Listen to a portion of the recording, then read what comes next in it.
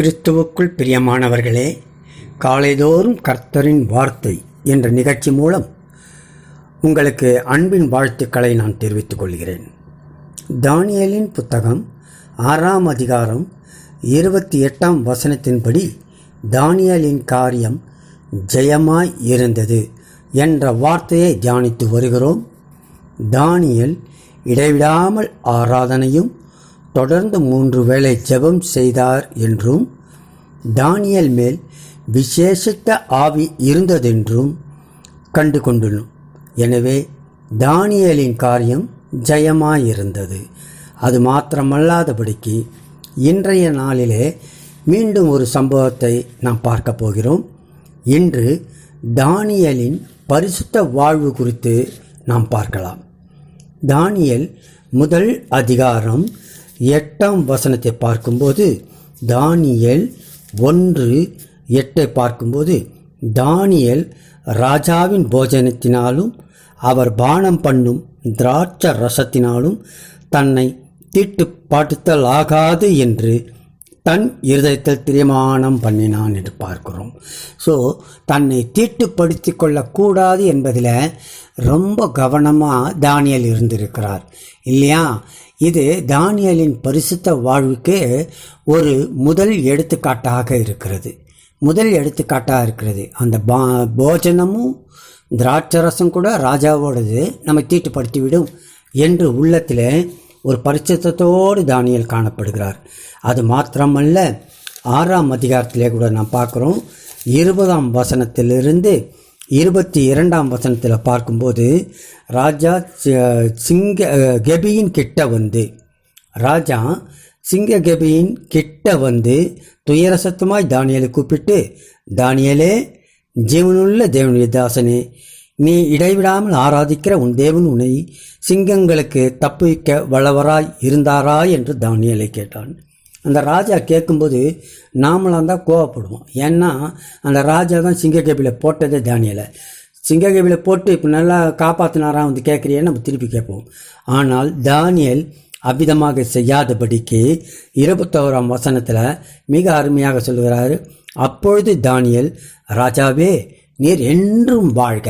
தனக்கு தீமையை செய்தாலும் கூட, தனக்கு இக்கட்டான சூழ்நிலை காணப்பட்டாலும் கூட, சிங்ககபிலே போடப்பட்டாலும் கூட, ராஜாவை நோக்கி சொல்லுகிறார் தானியேல், ராஜாவே, நீ என்றும் வாழ்க என்று அங்கே சொல்லுகிறதை நாம் பார்க்கிறோம்.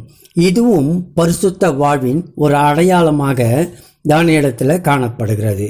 அது மாத்திரமல்ல, 22ஆம் வசனத்தில் பார்க்கும்போது, சிங்கங்கள் என்னை சேதப்படுத்தாதபடிக்கு தேவன் தம்முடைய தூதனை அனுப்பி அவைகளின் வாயை கட்டி போட்டார்.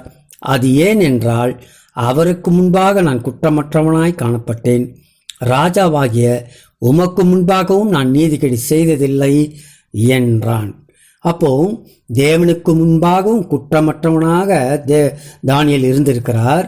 அது மாத்திரமல்ல, ராஜாவுக்கு முன்பாகவும் நீதிகேடு செய்ததில்லை என்பதையும் அங்கே அறியப்படுகிறது.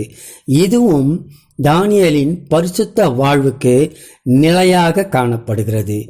எனவேதான் தானியேலின் காரியம் ஜெயமாயிருந்தது என்று பார்க்கிறோம் இல்லைங்களா? அதே வேளையில் பார்க்கும்போது 9ஆம் அதிகாரத்தில் கூட மிக அருமையாக தானியேலை குறித்து சொல்லப்படுகிறது. தானியேலின் புத்தகம் 9ஆம் அதிகாரம் 23ஆம் வசனம், நீ மிகவும் பிரியமானவன், ஆதலால் நீ வேண்டிக் கொள்ள தொடங்கின போதே கட்டளை வெளிப்பட்டது. தானியேல் பரிசுத்த வாழ்க்கையை அங்கே சாட்சியாக அறிவிக்கப்படுகிறது. நீ மிகவும் பிரியமானவன், ஆதலால் நீ வேண்டிக் கொள்ள தொடங்கின போதே கட்டளை வெளிப்படுத்தினு ஒரு தூதன் வந்து சொல்றார் இல்லையா? இதையே பிரசங்கியார் அழகாக எடுத்து வைக்கின்றார். 10ஆம் அதிகாரம் 1 வசனம், பிரசங்கி 10:1 பார்த்தீங்கன்னாக்கா, செத்த ஈக்கள் தைலக்காரனுடைய பரிமள தைலத்தை நாரி கெட்டு போக பண்ணும்.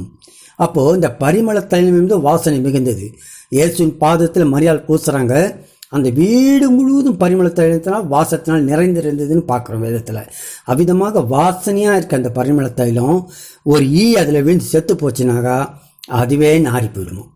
அப்படி இருக்கிறது. ஆனாலும் அதிலே அழகாக பின்னாடி சொல்கிறார் அவர் மிக அருமையாக, ஞானத்திலும் கணத்திலும் பேர் பெற்றவனை சொற்ப மதியினமும் அப்படியே செய்யும். ஞானம் கணம் பெற்ற ஒருவன் சொற்ப மதியினம் அப்படியே அவனை நாரி போக பண்ணும் இல்லையா? அப்போ அந்த சொற்ப மதியினத்துக்கு கூட இடம் கொடுக்காதபடிக்கு தானியேல் பரிசுத்த வாழ்வு வாழ்ந்தார் என்பதை இங்கே கண்டு கொள்ள முடிகிறது. அதனால தான் தானியேலின் காரியம் ஜெயமாக இருந்தது. எனவே நாமும் கூட பரிசுத்த வாழ்வோடு வாழ்வோம்.